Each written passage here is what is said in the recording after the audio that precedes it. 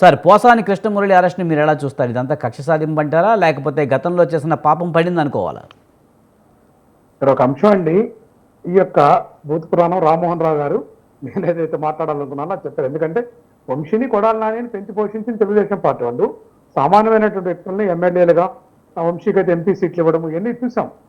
ఆ యొక్క వర్గాల్లో పెంచి పోషించినటువంటి వ్యక్తులు అక్కడ ఉన్నటువంటి కమిట్మెంట్స్ ఏదైతే చంద్రబాబు నాయుడు గారు కమిట్మెంట్ మీద ఉన్నాడు కాబట్టి వాళ్ళు విభేదించి వైసీపీలోకి వచ్చిన తర్వాత వాళ్ళు వ్యక్తిగత కక్షను కూడా ఈ పార్టీలో ఉన్నప్పుడు తిట్టినారు కాబట్టి ఈ పార్టీకి ఆపాదించారండి. అట్లాగే పోసాని కృష్ణమురళి గారు ఒక విభిన్నమైనటువంటి వ్యక్తి, స్ట్రైట్ ఫార్వర్డ్ గా ఒక ఆవేశంగా మాట్లాడే వ్యక్తి. కొన్ని నోటిన అంటే బూతులు దొరికిన మాట వాస్తవం. కానీ ఈ రోజు ఆయన ఉన్నటువంటి ఆరోగ్య పరిస్థితిని మనం బేరీజ్ వేసుకుంటే ఆయన ఒక 2-3 నెలల క్రితమే నేను ఏ రాజకీయ పార్టీ తోటి సంబంధం లేదు, నేను రాజకీయాలకు దూరంగా ఉంటున్నాను, ఏదైనా సరే ఉంటే నన్ను ఇదిగా చేసుకోవాలని ఆరోగ్య పరిస్థితి కూడా బాగాలేదని చెప్పినమాట వాస్తవం.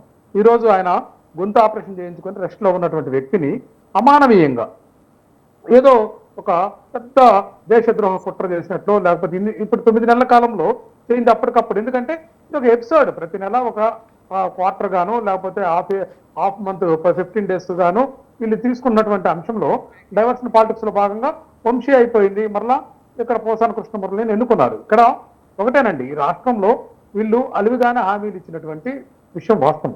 ఈ హామీలన్నీ కూడా ప్రజలు ప్రశ్నించేటటువంటి పరిస్థితి వచ్చింది. అట్లాగే మనం గ్రూప్ 2 విద్యార్థుల యొక్క అంశం చూసాం కదండి. ఎంతో మంది నిరుద్యోగులు ఈ యొక్క రాష్ట్ర ప్రభుత్వం చేసినటువంటి విధానం ద్వంద్వ వైఖరి, అట్లాగే ఏపీపీఎస్సీ కమిషన్ వైఖరి కానీ మనం ఇవన్నీ చూసాం.